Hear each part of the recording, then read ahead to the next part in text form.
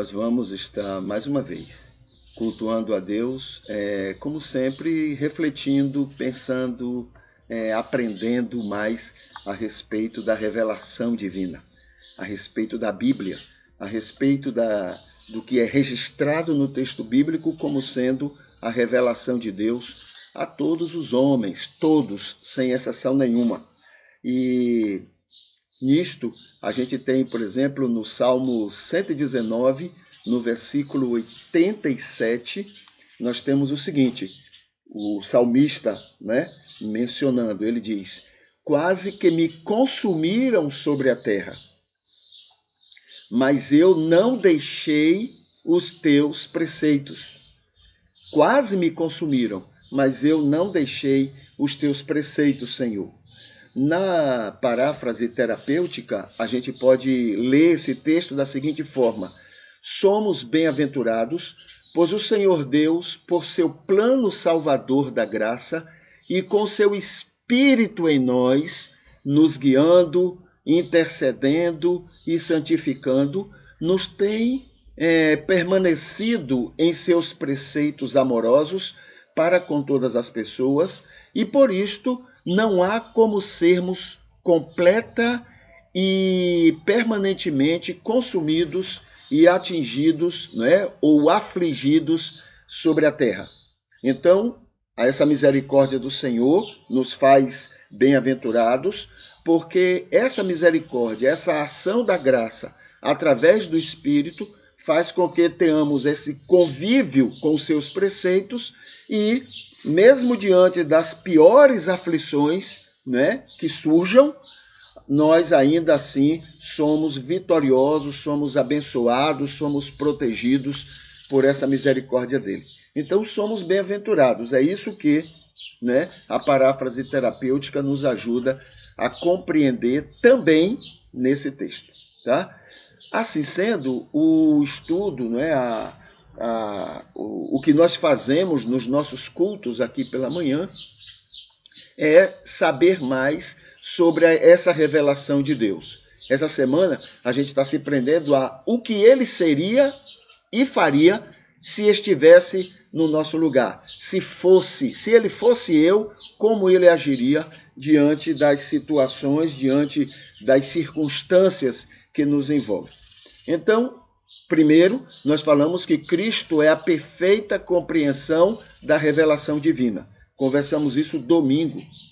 Na segunda-feira, conversamos que na Bíblia precisamos sempre distinguir a letra do Espírito.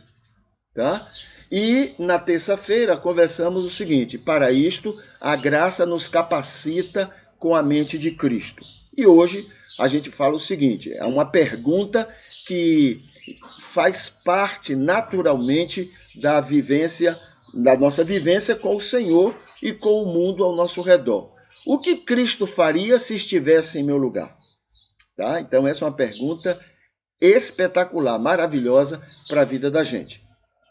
Pergunta que deve ser sempre feita. Quanto mais fizermos perguntas assim, mais maduros nos tornaremos, e testemunharemos também essa maturidade. Quanto mais essa pergunta for feita, mais o mundo vai ver muito de semelhança nossa em relação ao próprio Deus. Quanto mais maduros nós somos, mais iremos perguntar isso. Então veja que uma coisa vai gerar a outra. A maturidade é promovida pela pergunta e a pergunta gera também a maturidade. Quanto mais maduros, mais inconscientemente nós faremos esta pergunta. Se Jesus estivesse em meu lugar, o que é que ele faria? O que é que ele pensaria? Como ele agiria? Então essa é uma pergunta que deve fazer parte da vida da gente. Não precisamos de iniciativas práticas. Foram criadas algumas iniciativas que são até certo ponto são interessantes. Mas quando você está em comunhão com o Espírito, quando ele guia a nossa vida, a gente não precisa exatamente disso como sendo algo essencial. como se fosse um amuleto, não é? Uma amuleta, né? Para a vida da gente. Existe um livro muito bom que diz assim: em seus passos, o que faria Jesus? Quer dizer, a maturidade que estamos envolvidos, né, nesse crescimento espiritual, necessariamente não precisaria como essencial esse livro, mas ele é muito bom, tá? Outra coisa que já foi criada, eu me lembro que eu vi, até me assustei um pouquinho, foi uma pulseira. Houve uma editora ou alguém produziu uma quantidade de pulseiras e a orientação era todo salvo, todo crente, deveria usar aquela pulseira e no dia a dia ir consultando ela, porque ela lembrava em seus passos o que faria Jesus. Se Jesus estivesse em meu lugar, o que é que ele faria? Né? Veja só, necessariamente, essencialmente, a gente não precisa disso, porque o Espírito de Deus está nos conduzindo nessa maturidade, tá? Agora, não tira a praticidade desse material, né, para a vida de muita gente, tá bom? Muito bem, falando sobre o verdadeiro culto a Deus, hoje eu vou trazer um exemplo aqui que está dentro daquele espírito de que o verdadeiro culto a Deus é o ser bênção para a vida de outras pessoas, tá? O verdadeiro culto a Deus é ser bênção para a vida de outras pessoas. É sermos luz e sal para a vida das pessoas. Ok? Muito bem.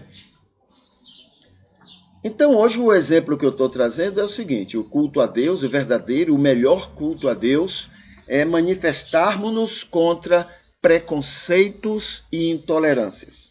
É manifestarmos, veja só, não é manifestar contra as pessoas que agem dessa forma, mas é manifestarmos-nos contra o preconceito em si, contra a intolerância. Até porque fica difícil trabalhar contra as pessoas que fazem isso, porque no fundo, todos nós ainda temos muito de preconceitos, ainda temos muito de intolerâncias. Entendeu? Claro que tem algumas pessoas que isso aparece com muito mais facilidade. Mas o fato de sermos preconceituosos e intolerantes, né, não dá margem, não dá autoridade para que a gente critique as pessoas. Então a gente atua contra esse mal, não é? O preconceito e a intolerância. Tá bom? Então, o culto a Deus é quando a gente mostra para as pessoas, demonstra para as pessoas o quanto isso é contrário à vontade de Deus. Não podemos afirmar para o mundo que nós não somos, mas podemos dizer que nós abominamos até o que somos. Nós rejeitamos em nós mesmos esse comportamento que é contrário à vontade de Deus. Tá? É contrário ao modelo, ao padrão que Jesus Cristo estabelece como pessoa, como ensino para a vida de todos os salvos. Quando somos preconceituosos e intolerantes, demonstramos claramente que não somos seguidores de Jesus. Tá bom? Então, é isso que seria um culto a Deus. Estarmos dizendo ao mundo que reconhecemos que somos, mas que condenamos isso que somos. Né? Nós temos trabalhado para não viver isso que no fundo ainda somos, mesmo com toda a maturidade espiritual que já alcançamos. Tá? No texto bíblico, né, nós estamos no capítulo 3 de João, então vamos para lá, vamos conversar um pouquinho sobre isso. Deixe-me ver. Isso aí.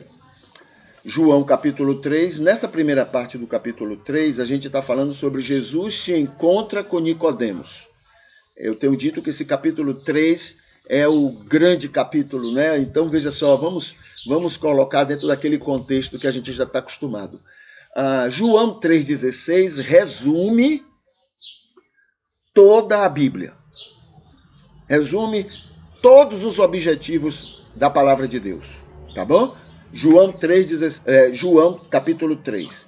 João 3,16 resume todo o capítulo 3. E amor resume todo o ensino de João 3,16. Então veja que, né, tudo vai chegar ao amor. E o amor é o resumo de toda a revelação de Deus. Tá bom?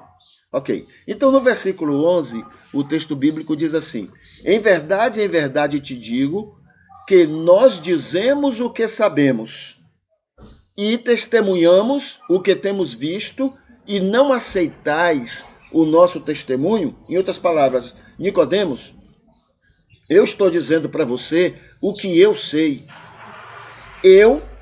Você me pergunta como é que pode haver o novo nascimento. Eu estou dizendo para você o que eu sei, o que eu conheço, o que eu testemunho, né? A realidade do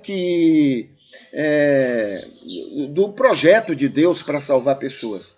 Eu estou lhe dizendo isso. E você tem dificuldade de aceitar? Né? Então vem o versículo 12. Se vos falei de coisas terrestres, né? Se eu falo de coisas do cotidiano, humano, né? E não credes, né? Eu estou falando, quando eu falo de coisas que têm a ver com você, com a sua vida, com a sua maneira de ser, com a maneira de ser das pessoas, você não crê, né? Como é que você espera crer quando eu estiver falando de coisas celestiais? Quando eu estiver falando de coisas espirituais? Né? Então, esse é o questionamento que Jesus está falando para Nicodemos, diante da resposta dele. A pergunta de Nicodemos é: Senhor, o que devo fazer para ser salvo?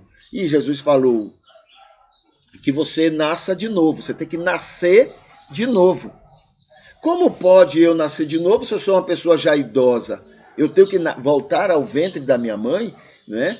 Talvez até tenha um pouquinho aí de uma maneira, né, humorística, digamos, de Nicodemos estar se expressando. Mas está aí o texto. E Jesus disse não, né? Essa é uma obra do Espírito, mesmo que você não compreenda. O que eu dou muito graças a Deus, porque a gente não precisa compreender as coisas para que Deus haja, porque o amor de Deus é suficiente para motivá-lo, né, a agir em nosso favor. O amor dele para com todo ser humano. Tá? Então, Nicodemos continua perguntando. E ele diz: olha, fica difícil você entender, Nicodemos, porque eu estou falando de coisas espirituais. Né? Não estou falando de coisas. Olha que falando de coisas terrestres, humanas, você não entende, quanto mais eu falando de coisas espirituais. Aí fica mais complicado para você. Mas, volto a dizer, né, volto a lembrar, não precisa que a gente entenda nada. O amor de Deus é suficiente para ele atuar. Né? Isso serve também para algumas pessoas que imaginam que Deus só vai agir depois que a gente pede alguma coisa. É preciso que eu fale, é preciso que eu ore, é preciso que eu diga a Ele que eu estou passando por uma dificuldade para que Ele possa agir. Então, da mesma forma, né, mesma maneira, o amor de Deus não espera que você diga alguma coisa. O amor de Deus, que é onisciente, já conhece todas as nossas necessidades e ele já tem atuado desde há muito tempo para que aquilo que esteja nos afligindo possa ser suportável e possa até ser motivo de vitória, de conquista da nossa parte. Tá? Tudo tem a ver com o amor de Deus. Lembra? A revelação de Deus se resume toda na palavra amor. Certo? Então é isso que Jesus está falando para Nicodemos e serve também para nós em outros aspectos, né, da vida cristã. Em verdade te digo que nós dizemos o que sabemos, né? Eu estou falando para você, né, sobre algo que eu conheço, como todo mundo fala daquilo que conhece. Eu conheço e eu estou falando isso para você, Nicodemos, né? Mas você não aceita o nosso testemunho. Esse não aceita tem a ver com há uma rejeição, você não crê. Aí tem a ver com o versículo 12, né? Eu falo de coisas terrestres e você não crê. Como é que você vai crer quando eu estiver falando de coisas espirituais? Tá bom? Até porque, mesmo Nicodemos sendo um líder religioso, a religião judaica, não é? Ela não tem muitos aspectos espirituais, não. Ela é muito mais mística, ela tem muito mais de misticismos do que de coisas espirituais em si mesmas. Né? Há muitas coisas, muitas, que o cristianismo crê que o judaísmo está longe até de entender. Entender, não é? Quanto mais crer. Né? Então, há essa diferença, inclusive, principalmente na época de Jesus. Muito bem, vamos aqui para o seguinte: o recado bíblico aos ricos. Lembrando que quando a gente fala de ricos, bom dia, irmã Arideia. Lembrando que quando a gente fala de ricos, não estamos falando de classe média, não, tá? A gente tem a ideia de que classe média é rica. Aliás, a classe média acredita que é rica, né? Porque se compara com a classe pobre e aí acha que é rico, mas não é rico. Rico é aquele que, se parar de trabalhar hoje, ele tem condição de continuar vivendo na riqueza dele por muitos anos. Entendeu? A classe média não. A classe média, se ela parar de trabalhar, ela morre. Ela morre de fome, ela tem dificuldades. Tá bom? Então, classe média não é rica. Estamos falando de ricos. E a Bíblia, então, tem recados específicos para os ricos. A partir daquela palavra, é isso que a gente está buscando em Jesus. Quando Jesus disse para aquele rapaz, né, o chamado jovem rico, Jesus chega para ele e diz assim...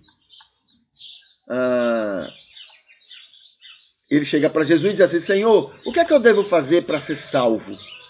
Ele disse: seja pobre e me siga. Ou seja, vai, vende tudo que você tem, dê tudo aos pobres, venha e me siga.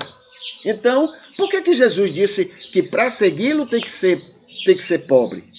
Né? Por que tem que desfazer de tudo? Né? Então, vamos ver aqui. Primeiro motivo, que já conversamos há algum tempo atrás, é que não se consegue servir a dois senhores. Tá? Não se consegue servir a dois senhores. Então, Jesus orienta isso. Segundo, para ser de Deus, deve ressarcir os explorados. Foi o que Zaqueu, né, assumiu que faria. Tá bom? Então,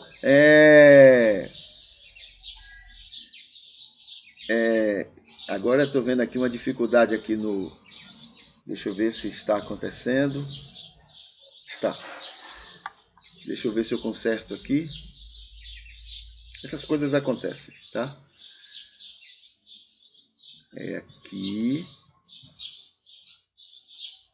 É aqui. Pronto. Já encontrei aqui onde é que eu vou consertar.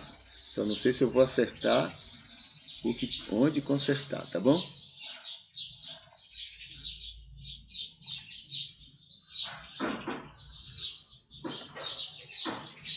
Ok. Deixe-me ver.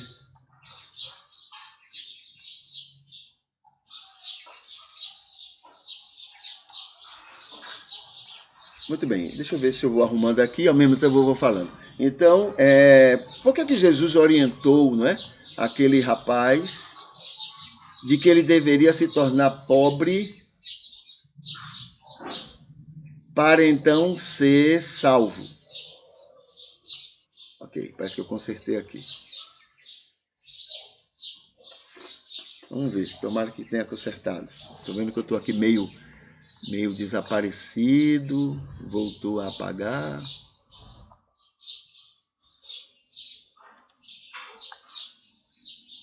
Isso é instabilidade na internet que faz isso, tá bom? Tá.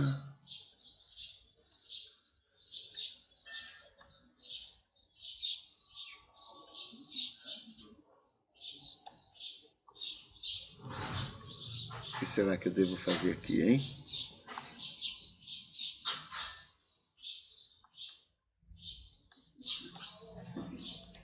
Vou terminar deixando assim. Vamos ver o que é que vai dar, né? Vamos ver o que é que resolve. Então vamos aqui. O segundo motivo para ser de Deus deve ressarcir os explorados. Foi o que Zaqueu fez diante de Jesus. Terceiro motivo, amor à riqueza é a causa de todos os males. O amor à riqueza é a causa de todos os males. O quarto motivo, a riqueza, ela deixa, né, o evangelho raso na vida das pessoas. Outro motivo, o quinto motivo, ricos saem vazios diante de Deus. Lucas 1,53. Outro motivo, o sexto motivo, ricos não são carentes de Deus. Lucas 6,24. Que mais? Sétimo motivo, ricos não investem na eternidade. Lucas 16, 9 a 25. Oitavo motivo, amar como Deus quer, só sendo pobre. Ou empobrecendo, né? Quando você tira do que está sobejando para dar para outros, quando você tira do seu, porque você está vendo outras pessoas, né? Então, fica pobre, não tem por onde correr. Nono motivo, impossível um rico ser salvo. Esse impossível de Jesus mostra uma dificuldade enorme, uma gravidade enorme a respeito desse problema, tá? E o décimo motivo, riqueza faz cair em tentações. 1 Timóteo 6, versículo 9. Os que querem ficar ricos caem em tentação, em armadilhas e em muitos desejos descontrolados e nocivos que levam os homens a mergulharem na ruína e na destruição. Quando a pessoa está nessa ansiedade para se tornar rico, então ele vai agir contra si mesmo. E isso ofende muito a Deus. Vai agir contra si mesmo de muitas maneiras. E vai agir contra outras pessoas, o que ofende mais ainda a Deus. Para se tornar rico, não é só trabalho e perspicácia comercial, não é? Ou o que seja. Não é somente isso, não. Há muito o que fazer contra si e contra os seus, né? Contra os seus familiares, amigos, o que seja. E há muito o que fazer contra os outros. Exploração, corrupção, mentiras, disfarçadas ou não, tá? Muitas vezes até a gente tem maneiras disfarçadas de enganar os impostos, a gente tem maneiras disfarçadas de cobrar mais caro, de não pagar devidamente a quem deve, coisas assim. Então, disfarçados ou não, a gente tem muitas ações para agir contra as pessoas. Por isso, por orientação de Jesus, para ser salvo, tem que ser pobre. Essa é uma orientação de Jesus. Vai, vende tudo que você tem e vem, né? E me siga. Vai, vende tudo que você tem e aí você vai conseguir me seguir, né? E também por vontade própria, como foi o caso de Zaqueu. Zaqueu, no momento que teve um encontro espiritual, né, com Jesus, então ele disse: Senhor, eu tomei uma decisão. Eu vou pegar metade do dinheiro que eu tenho e vou dar aos pobres. E a outra metade eu vou pagar quadruplicadamente a todas as pessoas que eu explorei, enganei, corrompi. Vou pagar 4 vezes mais. Ficou pobre. Não tem para onde correr, né? Então, esses são os motivos que até agora a gente tem conversado para que Jesus tivesse dito para aquele rapaz: olhe, vai, vende tudo e dê tudo aos pobres. E depois vem e siga-me, tá? Isso fez, né, uma grande diferença, a ponto do rapaz rejeitar. O rapaz, diz o texto bíblico, que ele era muito rico. Então ele baixou a cabeça, deu as costas para Jesus e seguiu o caminho dele, tá? Era algo totalmente impossível para ele atender aquela orientação de Jesus, tá bom? Vamos aqui agora para o que nós chamamos de uma opinião cristã. Deixa eu colocar aqui nos comentários esse momento para que as pessoas tenham facilidade de chegar a esse momento do nosso culto. Então, na opinião de hoje, a gente diz o seguinte: Deus não tem prazer na morte, na angústia do ímpio. Tá? Deus não tem prazer na morte nem na angústia do ímpio. Morte aí não tem o sentido de apenas de morrer. Não tem somente o sentido de sofrer a morte. Mas é também o sentido de sofrimento, de sofrer ódios, rancores, ofensas, enfim, tudo aquilo que venha promover angústia na vida do ímpio. Deus não tem prazer nisto. Quando Davi chega lá nas suas orações, nos seus salmos, Davi e outros salmistas, e diz: Senhor, despreza, prejudica, mata, persegue aqueles que são teus inimigos, isso está longe demais da vontade de Deus. Tá? Porque Deus ama aquelas pessoas que Davi entende que merece todo esse castigo. Deus ama aquelas pessoas. Aquelas pessoas iriam sofrer as consequências naturais das decisões que tomaram.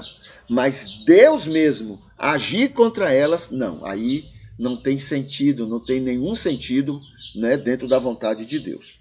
Tá bom? Então, entendendo que esse amor de Deus não tem prazer na morte e no sofrimento e na angústia de qualquer pessoa ou de qualquer ímpio, tá? Outra coisa que tem aqui é amar o próximo como a ti mesmo, é a orientação bíblica.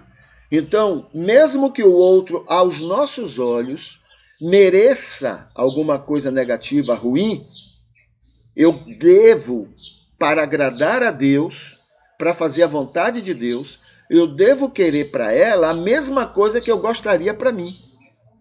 Então, se eu quero para mim,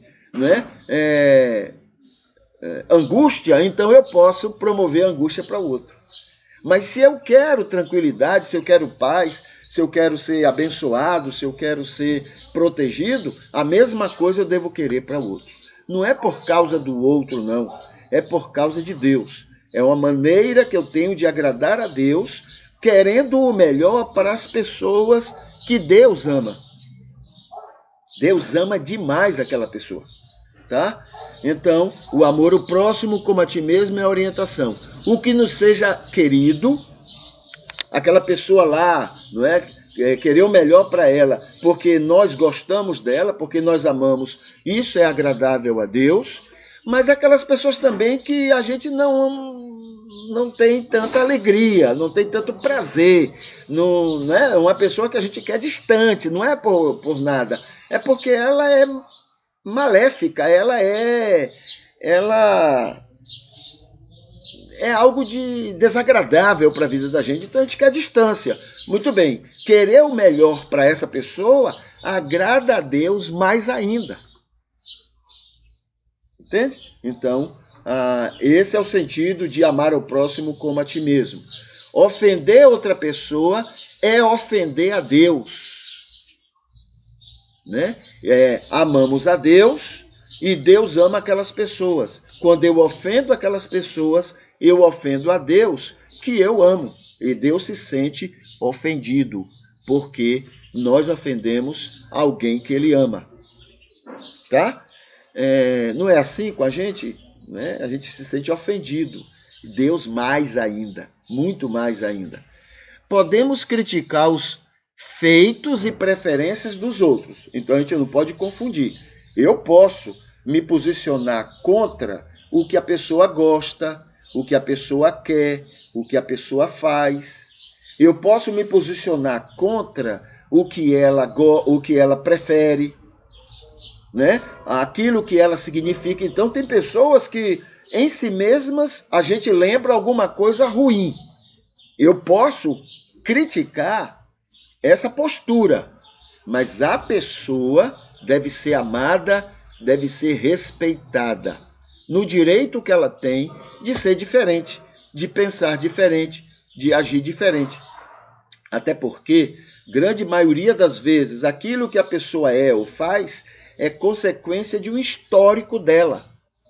Entendeu? Então, no fundo, é como a gente. No fundo, nós somos vítimas de um histórico, né? De várias influências que nos levam a ser o que nós somos. Então, quando eu critico aquela pessoa, eu estou sendo injusto, porque, na verdade, o que ela é, o que ela faz, o que ela age, é por consequência de um histórico que ela viveu, que ela foi influenciada para agir e para ser daquela maneira. Mas o principal de tudo é isso. Devemos amar as pessoas, mesmo que a gente discorde do que ela pensa, do que ela gosta, do que ela prefere. Tá? Essa é uma maneira de glorificar a Deus, né? Então, Jesus deu esse exemplo. Jesus, quando ele fala ali em relação aos fariseus, ele não está falando dos fariseus, ele está falando do comportamento farisaico. Tá? As pessoas que eram fariseus naquela época, essas pessoas devem ser amadas e respeitadas. Mas aquela maneira de ser, de viver, de preferir, de atuar, essa sim, pode haver a nossa crítica, a nossa reclamação, né? Sempre dentro dos parâmetros do amor, amando a pessoa. É porque nós temos o defeito de confundir o que a pessoa faz com o que a pessoa é. Tá bom? Então a gente não gosta do que a pessoa faz, então a gente deixa de gostar da pessoa. Na verdade, é uma coisa que a gente tem que estar lutando, né? Para agradar a Deus. A gente tem que estar muito atento, muito vigilante sobre isso, né? Uma coisa é a pessoa, outra coisa é o que ela faz. Uma coisa é a pessoa, outra coisa é o que ela pensa, o que ela gosta, as atitudes dela. Tá? Então, temos que fazer essa diferença. A pessoa deve ser amada. Lembra de Jesus? Pronto, essa gravura que está aqui atrás de mim, né, nessa apresentação aí, Jesus com a mulher adúltera. Então, Jesus ficou do lado dela, não do que ela fazia. Não do que ela gostava, do que ela pensava, das preferências dela. Mas Jesus ficou do lado dela. E todo mundo entendeu isso. Todo mundo, todos aqueles que queriam apedrejá-la, né, entenderam que Jesus não estava do lado do erro, daquilo que ela fazia, mas do lado dela, defendendo, inclusive, ela. Entendeu? Inclusive, defendendo ela diante de todas aquelas pessoas. Tá? Então esse é um comportamento que a gente tem que imitar, até para querer agradar a Deus. Não é agradar a pessoa, mas agradar a Deus, glorificar a Deus. Senhor, eu tenho uma inclinação muito grande para não gostar de fulano, mas eu vou amar essa pessoa. E amar aí não é ficar no pescoço dela, enchendo ela de beijo, nada disso não. Mas é estar disponível, aberto, pronto para ser bênção na vida dela.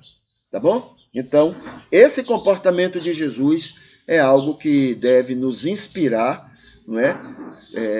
Na busca de agradar a Ele.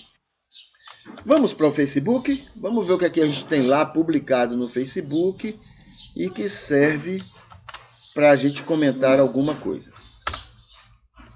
Ok? Deixa eu botar o Facebook aqui na tela. Pronto, está aqui. Deixa eu atualizar o Facebook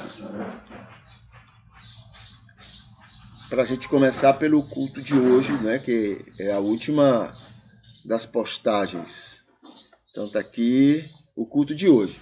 Então já temos aqui a curtida, não é, da Maria Arideia e do Marcos Brandão. Tá? Marcos Brandão é alguém também muito querido lá de Itabuna e alguém muito atuante na vida social, na vida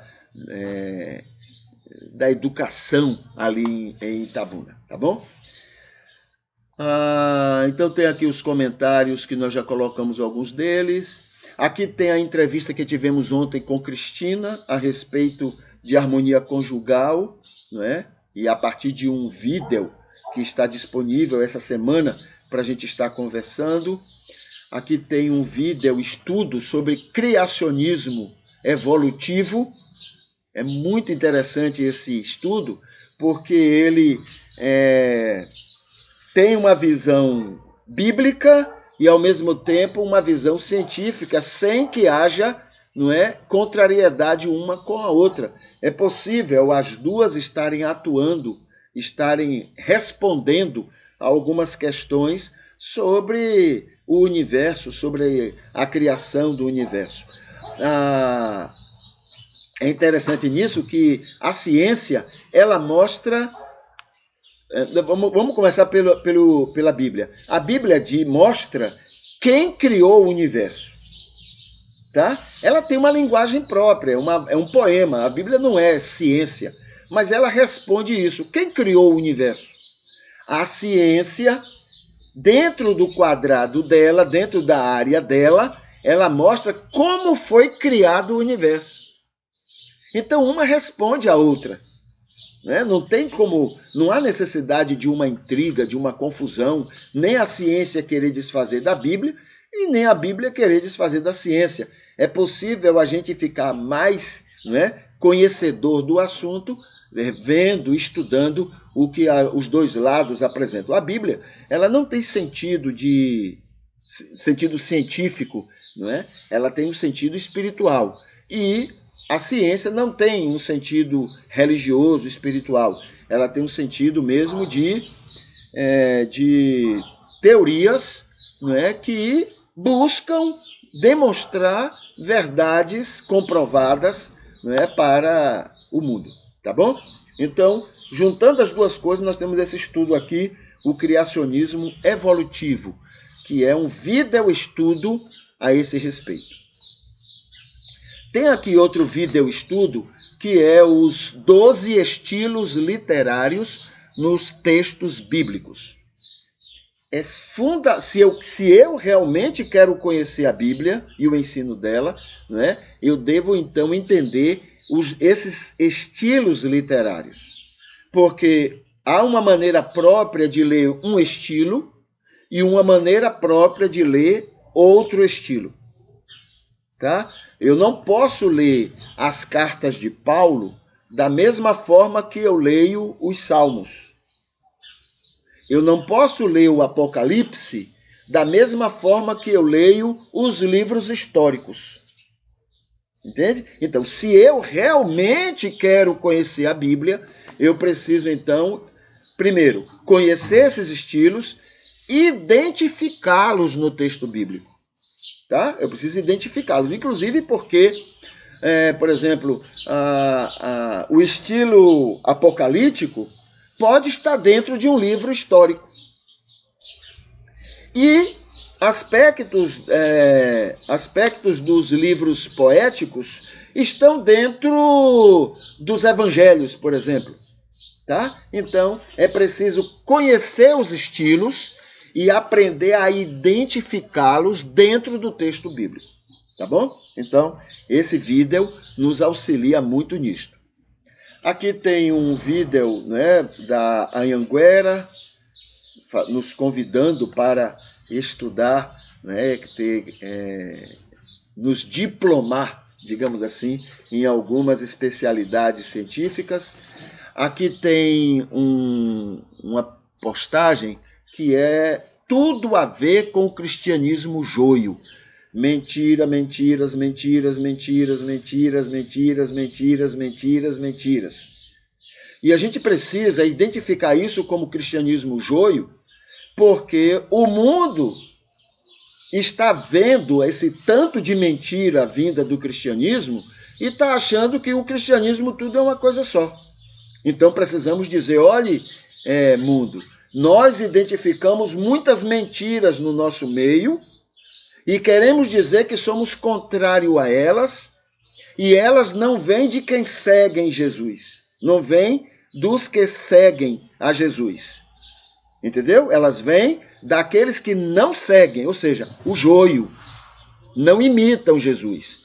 São as pessoas que acreditam que o fim justifica os meios. Então eles querem conseguir alguma coisa usando meios até ilícitos, contrários a Jesus, contrários a Deus.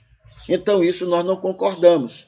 Somos poucos, o trigo é pouquíssimo dentro do cristianismo. Tá? Mas precisamos dizer ao mundo que existe dentro do cristianismo o joio e o trigo. E que as mentiras só podem vir do joio. Tá? Para que eles não fiquem pensando que é tudo uma coisa só.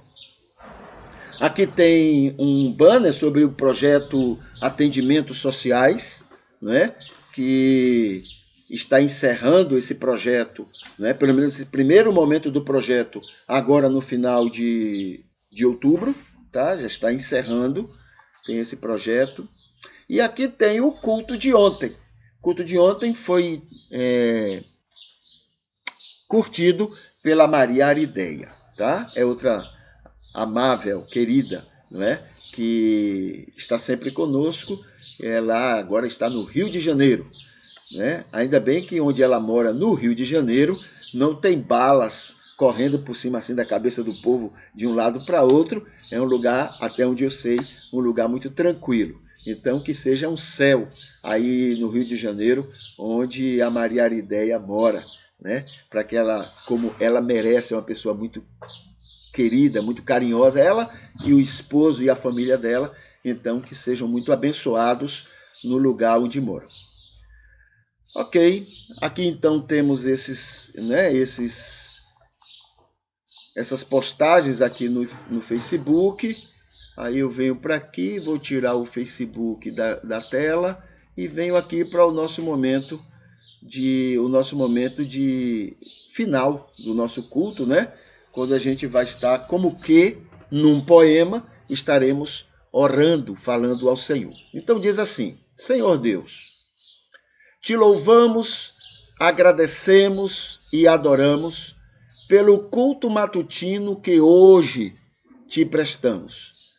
Te glorificamos pelo teu imenso amor e misericórdia conosco, tua vontade em nos fazer úteis a ti e a teus planos, de fazer este mundo ser mais abençoado, é o teu querer, através do que somos e do que temos e podemos fazer.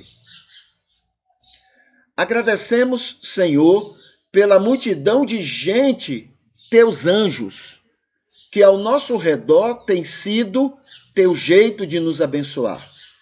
Tem sido instrumentos celestes de nos encaminhar. Pessoas maravilhosas que, de muitas maneiras e paixão, tu tens enchido nossa existência de amorosa proteção.